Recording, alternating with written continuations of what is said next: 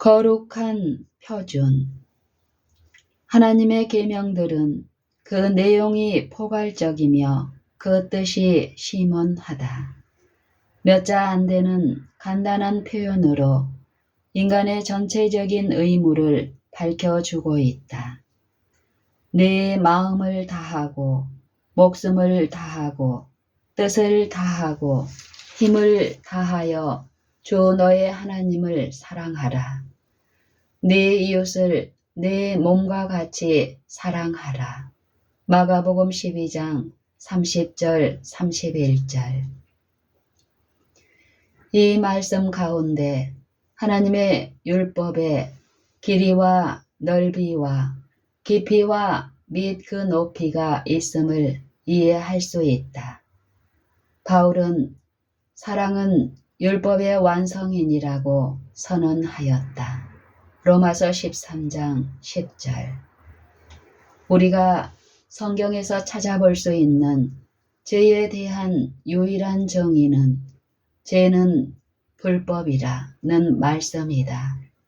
요한일서 3장 4절. 하나님의 말씀은 모든 사람이 죄를 범하였음에 하나님의 영광에 이르지 못하더니 선을 행하는 자는 없나니 하나도 없도다 라고 선언하였다. 로마서 3장 23절, 로마서 3장 12절. 많은 사람들은 저희 심령의 상태에 관하여 속고 있다. 저들은 육신에 속한 마음이 만물보다 거짓되며 몹시 악하다는 사실을 깨닫지 못하고 있다. 저들은 저희 자신의 의로 스스로 감싸고 있으며 저들 자신의 인간적인 품성의 표준에 도달하는 것으로 만족하고 있다. 그러나 저들이 거룩한 표준에 이르지 못하고 저들 자신의 힘으로 하나님의 요구들을 감당하지 못하게 될 때에 저들의 절망이 얼마나 처절할 것인가. 우리는 자기 자신을 스스로 헤아려 볼 수 있으며 우리끼리 서로 비교해 보고 우리는 이 사람만큼 혹은 저 사람만큼 잘하고 있다고 말할 수 있을는지 모르나 문제는 우리가 어떤 심판에 응해야 하느냐 하는 것이다. 과연 우리가 높은 하늘의 주장들을 감당하고 있는가? 거룩한 표준에 도달하고 있는가? 우리의 심령이 하늘에 계신 하나님의 뜻과 일치하고 있는가 하는 문제이다. 모든 인간은 하나님의 율법을 전부 범하였으며 율법을 범한 자들로서 인간은 절망적으로 파멸에 이르게 되었다. 인간은 하나님의 원수로 전락하였으며 단 한 가지 선도 행할 힘이 없는 존재가 되어버리고 말았다. 육신의 생각은 하나님과 원수가 되나니 이는 하나님의 법에 굴복치 아니할 뿐 아니라 할 수도 없다. 로마서 8장 7절. 도덕적인 거울이라고 할 수 있는 하나님의 거룩한 율법을 바라볼 때에 인간은 자기 자신이 죄인임을 깨닫게 되고 자기 자신의 악한 상태와 율법의 공의로운 형벌 밑에서 절망적인 파멸에 이르게 된 사실을 깊이 깨닫게 된다. 그러나 인간은 깊이 빠지게 된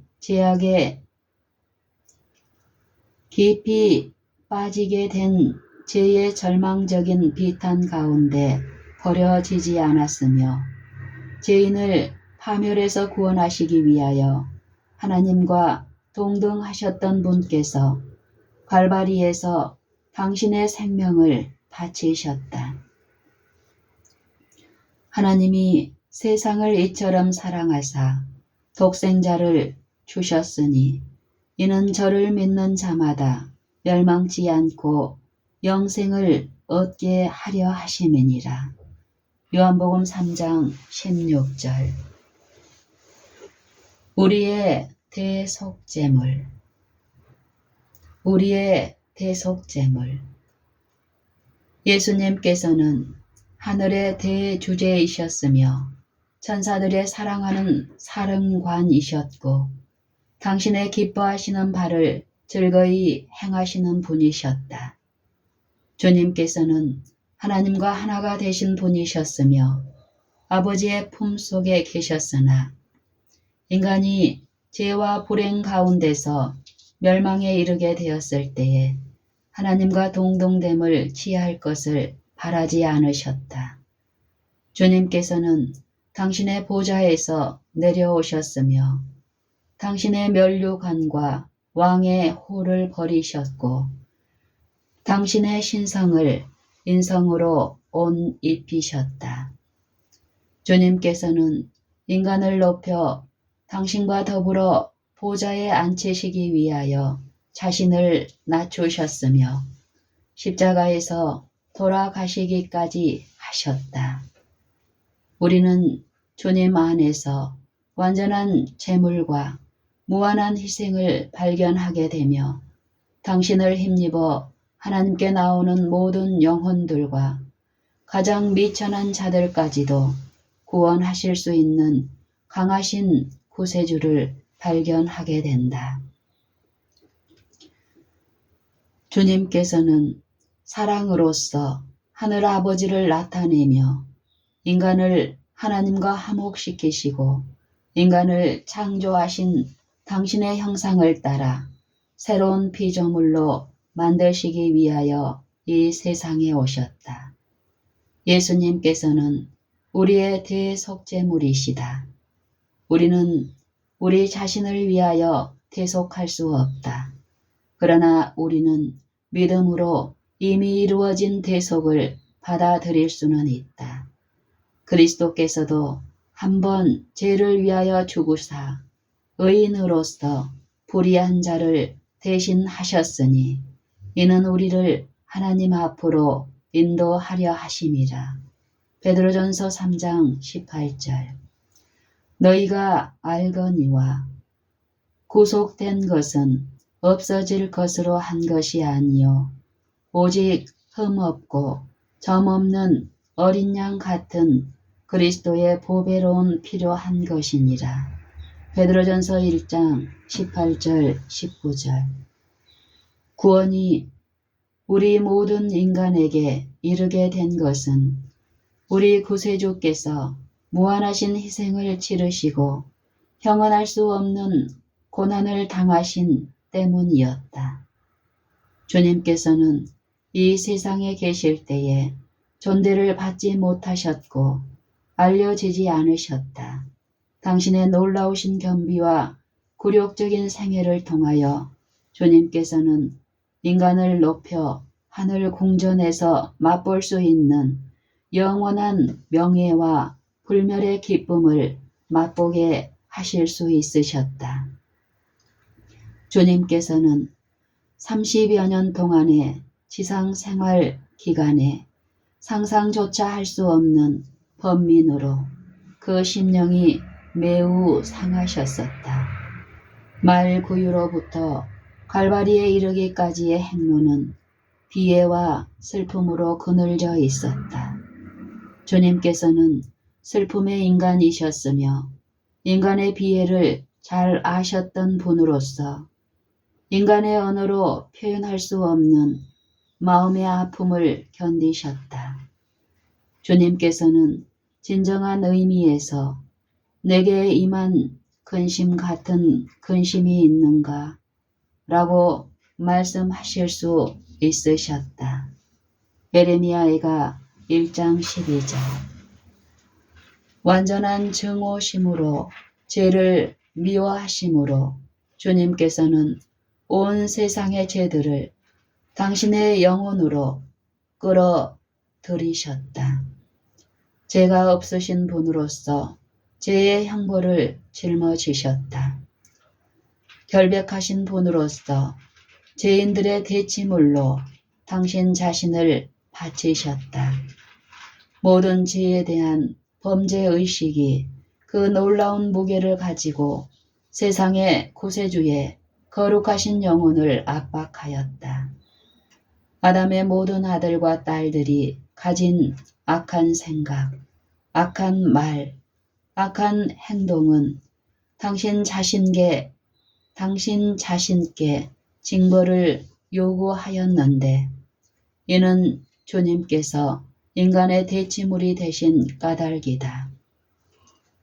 비록 죄의 범죄의식이 당신 자신의 것이 아니었으나 주님의 심령은 인간의 범죄로 인하여 찢어지고 멍이 들게 되었으며 우리로 당신 안에서 하나님의 의가 되게 하시기 위하여 죄를 모르시는 주님께서 우리를 위하여 죄가 되셨다.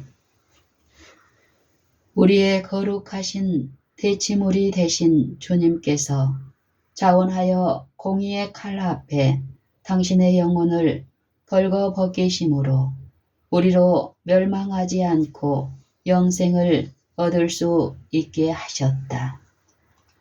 그리스도께서는 내가 다시 목숨을 얻기 위하여 목숨을 버림이라.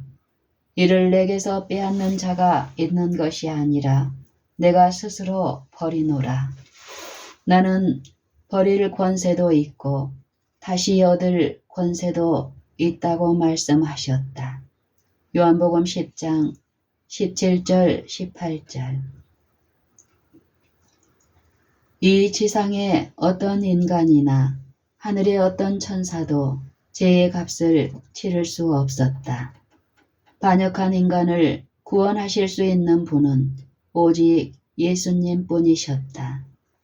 주님 안에 신성과 인성이 결합되어 있었으며 바로 이 점이 갈바리의 십자가에서 바친 제물의 효력을 줄 수 있었다. 십자가에서 자비와 진리가 서로 만났으며 의와 화평이 서로 입맞추었다. 죄인이 갈바리에서 죽어가는 구세주를 바라보고 고난 당하시는 분이 거룩하신 분이심을 깨닫게 될 때에 그는 왜 이러한 큰 희생을 치루어야 했는지 묻게 된다. 그때의 십자가는 범한 바 된 하나님의 거룩한 율법을 가리킨다. 그리스도의 죽음은 율법의 불변성과 의에 대하여 결정적인 논증이 된다. 이사야는 그리스도에 대하여 예언하는 가운데 여호와께서 자기의 의로우심을 인하여 기쁨으로 그 교훈 즉 율법을 크게 하며 존귀케 하려 하셨다고 말하였다. 이사야 42장 21절. 율법은 행악자를 용서할 권세가 없다. 율법은 다만 죄인의 결점을 지적해 주어 죄인으로 강한 힘을 가지고 구원하실 수 있는 하나님에 대한 필요를 깨닫게 하며 자기의 대치물이 되고 담보물이 되며 의가 되실 주님에 대한 필요를 깨닫게 하는 직분을 가지고 있다. 예수님께서는 죄인의 죄들을 당신이 친히 짊어지셨으므로 죄인들의 필요를 충당해 주신다. 그가 찔림은 우리의 허물을 인함이요 그가 상함은 우리의 죄악을 인함이라. 그가 징계를 받음으로 우리가 평화를 누리고 그가 채찍에 맞음으로 우리가 나음을 입었도다. 이사야 53장 5절. 주님께서는 죄인들을 완전히 제거해 버리실 수 있었으며 철저히 멸망시키실 수 있었으나 보다 값비싼 계획이 선택되었다. 하나님께서는 당신의 크신 사랑으로서 절망적인 인간에게 희망을 마련해 주셨고 세상 죄를 지게 하시기 위하여 당신의 독생자를 주셨다. 하나님께서 하나밖에 없는 풍성한 은사로서 온 하늘에 부어주셨으므로 인간이 구원의 잔을 받을 수 있으며 하나님의 후사가 되고 그리스도와 함께 한 후사가 되게 하시기 위하여 어떤 필요한 도움도 아끼지 않으실 것이다. 하나님의 사랑에 대한 계시. 그리스도께서는 하나님의 사랑을 세상 사람들에게 나타내셔서 모든 인간의 심령을 당신에게로 이끄시기 위하여 오셨다. 주님께서는 내가 땅에서 들리면 모든 사람을 내게로 이끌겠노라고 말씀하셨다. 요한복음 12장 32절. 구원을 향한 첫 단계는 그리스도의 사랑의 이끄심에 반응을 보이는 것이다. 하나님께서는 저들에게 회개의 탄원을 하시며 또한 저들을 용서해 주실 수 있고 저들의 이름 위에 적힌 죄에 대하여 사유의 표를 찍을 수 있기 위하여 거듭거듭 인간에게 기별을 보내신다. 그런데 회개함이 없어서야 될 말인가? 주님의 호소에 귀를 기울이지 않아서야 될 것인가? 주님의 자비의 제의를 어찌 모른 척하며 주님의 사랑을 어찌 냉정하게 거부할 수 있을 것인가? 만일 인간이 주님의 자비와 사랑을 거부한다면 그는 영원한 생명을 얻을 수 있는 매개물에서 스스로 절연하게 되는데 오직 하나님께서만 회개한 죄인을 용서하시기 때문이다. 하나님께서는 당신의 사랑을 나타내시며 당신의 성령의 탄원을 통하여 인간에게 회개를 호소하신다. 회개는 하나님의 선물이며 당신께서 용서하시는 사람을 먼저 회개케 하신다. 인간이 하나님의 율법을 범한 것에 대하여 진정한 회개를 하고 그리스도를 죄인의 구원자이며 대언자로 믿을 때에 가장 큰 기쁨을 맛보게 될 것이다. 그리스도께서 당신의 사랑의 표현을 통해서 저들을 이끄실 때 비로소 용서의 기쁨과 하나님의 화평을 이해할 수 있다. 만일 저들이 주님의 이끄심에 반응을 보이고 주님의 은혜에 대하여 저희 심령을 복종시킨다면 주님께서는 저들을 단계적으로 이끌어 당신에 대한 충만한 지식을 얻게 하실 것이며 바로 이것이 영생에 이르는 길이다. 그리스도께서는 죄인에게 하나님의 공의와 사랑을 나타내심으로써 이스라엘이 회개하여 죄의 사유함을 받게 하시기 위하여 오셨다. 죄인이 예수님께서 십자가상에서 죄인의 범죄의 고통을 맛보시며 죄의 형벌을 받으시는 것을 바라볼 때 십자가의 죽음의 두려운 표현으로서 악에 대한 하나님의 증오심과 타락한 인간을 위한 하나님의 사랑을 바라보게 될 때 거룩하고 의로우며 선한 율법을 범한 자신의 죄를 깨닫고 하나님께 향하여 회개하게 될 것이다. 그는 그의 생애의 중심이 되시는 거룩하신 구세주께서 자기의 대치물이 되셨고 담보물이 되셨으며 대언자가 되셨기 때문에 그리스도를 믿는 믿음을 활용할 것이다. 하나님께서는 회개한 죄인에게 당신의 자비와 진리를 보여주시며 당신의 사유하심과 사랑을 베풀어 주실 수 있으시다. 그러나 사단은 자기가 막을 수만 있다면 모든 수단을 강구해서라도 단 한 영혼도 죄의 포로가 된 신세를 피할 수 없게 할 것이다. 만일 하나님께서 당신의 아들을 주심으로 당신의 풍성한 은사로서 온 하늘을 부어주셨고 하늘의 가장 고귀한 은사를 주셨으며 하늘의 보화들을 모두 우리에게 허락하셨으나 원수는 회개한 죄인에게 마치 하나님이 엄격하고 냉혹하며 죄인을 용서해 주기 싫어하는 하나님으로 나타내기 위하여 노력할 것이다. 때때로 자신의 죄로 절망 가운데 빠진 사람들이 나에게 편지를 써서 보낸다. 저들은 한결같이 저는 하나님의 도우심을 받을 수 있는 모든 기회를 상실한 것만 같아서 두려움을 금할 수 없습니다. 저와 같은 인간에게도 희망이 있을까요? 라고 물어왔다. 이러한 불쌍한 영혼들에게 다음과 같은 기별을 보냈다. 하나님께 소망을 두십시오. 하늘아버지께서는 풍성하게 나누어 줄 양식을 가지고 계십니다. 일어나서 그대들의 하늘아버지께로 가십시오.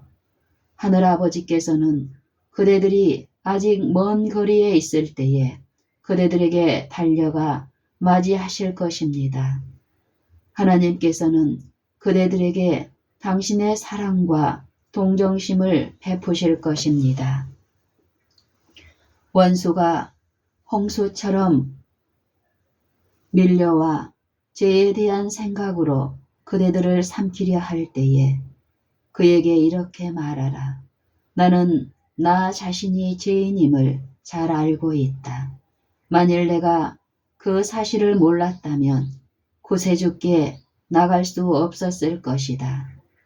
주님께서는 내가 의인을 부르러 온 것이 아니요 죄인을 부르러 왔노라고 말씀하셨다.